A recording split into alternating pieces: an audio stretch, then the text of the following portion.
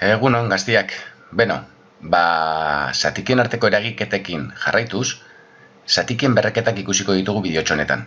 Azken finean, zenbaki osoekin aplikatzen genuen berreketen propietateak, zatikietan aplikatzea besterik ez dugu egin behar. Baina, badoka bere gauza eta ikusiko dugu adibidetxo batzuekin, bale?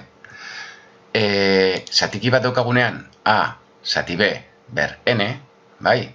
Zatiki osoa ber N daukagunean, berratzaileak eragiten ari dio bai zenbakitzaileari, bai izendatzaileari, beraz itatzi dezakegu, zatiketa bat delako, zenbakitzailea ber N, zati izendatzailea ber N, bai? Bale, adibide batekin izango litzateke ondorengo hau, bai? Erdia ber bi eukiz gero, badakigu ber bik eragiten ari diola bai batari, bai biari, beraz itatzi dezakegu, bat ber bi, kasu honetan dela bat, eta bi ber bi, bai? Eta hau, eraginez, bat zati lau eukiko genuke, bai? Laurdena. Bale, berreketen propietateak nola zatikietan aplikatzen diren. Azken finean, hauek dira orain arte zenbaki osoekin ikasi genituen propietateak, bai?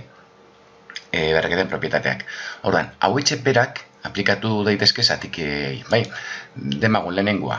A, bider B, bi zenbaki ber N daukagunean, egin dezakegu bakoitza ber N ez, lehenengo zenbakia ber N, bider bigarren zenbakia ber N. Zatikekin berdin izango litzateke, baina bi zatiki edukiko genituzke. Bi zatiki biderkatzen ditugunean, eta guztia ber N, itatzi dezakegu lehenengo zatikia ber N, bider bigarren zatikia ber N.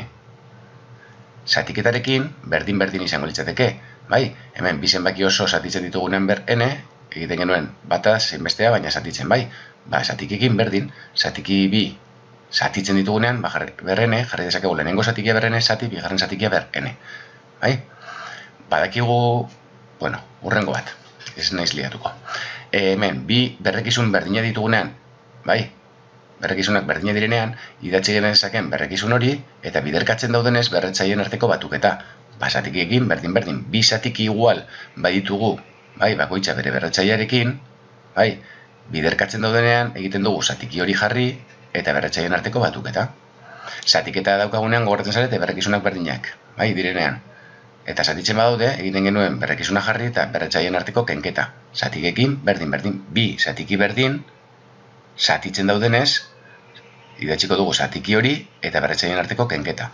Eta edozein zenbaki ber zero bat zen moduan, edozein zatiki ber zero bat izango da. Bai? Bale. Hauetxek azken finean dira, orain arte genekizkien propietateak zatikiei aplikatuta. Bale. Orain, berretzaile negatibo duten berreketaekin zer egiten den ikusiko dugu. Berretzaile negatiboena hau bai berria dela, bale? Orduan, demagun, zatiki bat ber minus bi daukagula, edo minus n kasu honetan, bai, edozein zenbaki. Berretzaile negatiboa denean, ezin dugu berretzaile negatiboa eduki, utzi, barkatu, zeren ez dakigu berreketa negatiboak egiten, ez? Orduan, egiten dena da, zatikiari buelta eman, zer esan nahi du? A zati B baldin badaukat alderantziz jarri. Bai, B-ekoa goian eta goikoa bean. Beraz, geratuko litzaidake B zatia. Eta orduan ja, berretzailea positibo jarri dezaket. Adibidetxo batekin ulertuko duzue. Begiratu. Bi eren ber minus bi, bai? Bale, berretzailea negatiboa denez, kalkulatzeko orduan, lehenengo gauza egingo dugu zatikiari buelta eman. Bai, honi ditzen zaio buelta eman. Hirua goian jarri eta bikoa bean, hiru biren geratuko zaigu. Eta orduan ja, berretzailea positiboan jarri dezaket.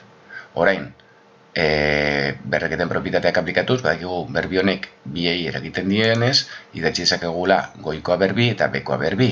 Eta hau eraginez, hiru berbi bederatzi da, eta bi berbi lau, beraz, bederatzi laurden.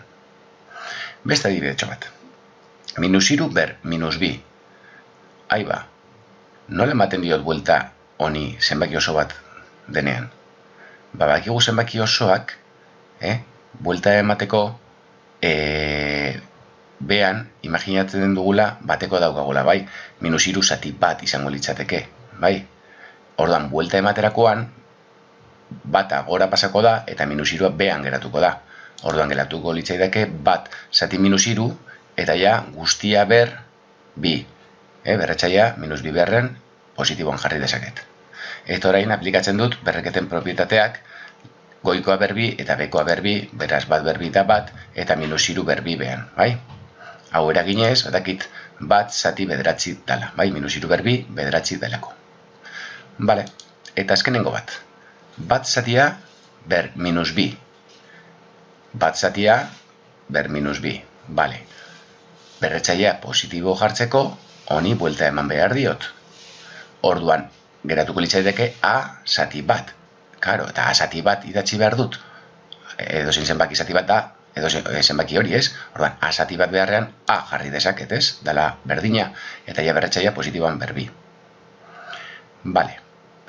Hauetxek, berretzaile negatiboa direnean, zer egiten den adibidetxo batzuk ikusi ditugu, bale? Eta, orain ikusiko ditugu, orain bideoan aurretik ikusitako propietateak nahaztuta adibidetxo batzutan, bale? 4 adibidetxo gehiago azalduko dizkizuet. Adibidez, hau. Erdia ber 3. Oso erreza, bai? Zatiki osoa ber 3 daukagunean, egin dezakegu goikoa ber 3 eta bekoa ber 3. Beraz bat ber 3 bat eta bi ber 3 8.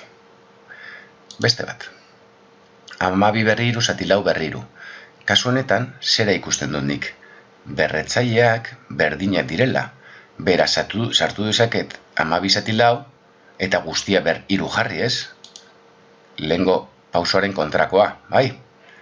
Bai, hemen bezala. 3ak nituenean, ona pasa naiz erdia guztia ber 3. Kasu honetan, berretzailea berdina direnez, jarri dezaket zenbakitzailea zati izendatzailea guztia ber 3. Eta orain, lehenengo zatiketa hau egin dezaket 12 zati 4 dela 3, eta geratuko litzaideke beraz 3 ber 3, eta honek ematen dit 27. Venga, beste pare bat ikusiko ditugu. Kasu honetan, minus 4 ber 3, bider 3 laurden ber 3. Hau aztertuta zer daukago hemen berdinak? Berretzaileak. Eta biderkatzen daude bi zenbaki, bat zenbaki osoa eta bestea zatikia. Jarri dezakegu biderketa hau, minus 4 bider 3 laurden eta guztia ber 3, ez? Hau da, minus 4 bider 3 laurden eta guztia ber 3. Orain, egin dezakegu biderketa hau, nola egiten da biderketa zatikiekin? Goikoa goikoarekin eta bekoak bekoarekin. Kasu honetan, zenbaki osoak behan, imaginatzen dugu beti, batekoa duela, ez? Orduan, goikoa minus 4 bider 3 eta behan bat bider 4. Orduan, minus 4 bider 3 goian, minus 12, eta bat bider 4 behan 4. Eta guzti hori ber 3. Orain ikusten dut minus 12 zati 4 egin dezake dela, honek ematen didala minus 3, beraz geratzen zen minus 3 ber 3, eta eragiketa hau eginez, honek ematen du minus 27. Bai, berretzailea bakoitia denez, emaitza negatiboa. Bai, zenbaki negatibo baten berreketan ikusten begiratzen genuen, berretzailea bakoiti edo bikoitia zen jakiteko ikurra, bai? Kasu honetan, bakoitia denez, minus 27. Bale. Eta azkenengo bat. Zer daukagu kasu honetan? Zatiki bi berdinak, bai? Beraz, berrekizunak berdinak, bai? Honen berretzailea 3 eta honen berretzailea imaginatu dezakegu ez dela jartzen, baina imaginatu dezakegu batekoa dela. Bai, beraz, bi berrekizun berdin, zatitzen daukagunean egiten dugu berrekizuna jarri, eta berretzaileen arteko zatiketa denez kenketa beraz. Bat, ken 3, minus bi, bai? Z zati M, ber minus bi, eta berretzaile negatibo bat atera zaigunez, kalkulatzeko orduan berretzaile positibo jartzeko, zatiki honi buelta emango diogu, beraz, M zati Z geratuko zaigu, bai, alderantzizkoa, eta ja berretzailea jarri dezaket positiboan. Bai? Beno, hauetxek berreketen propietateak zatikietan, bale?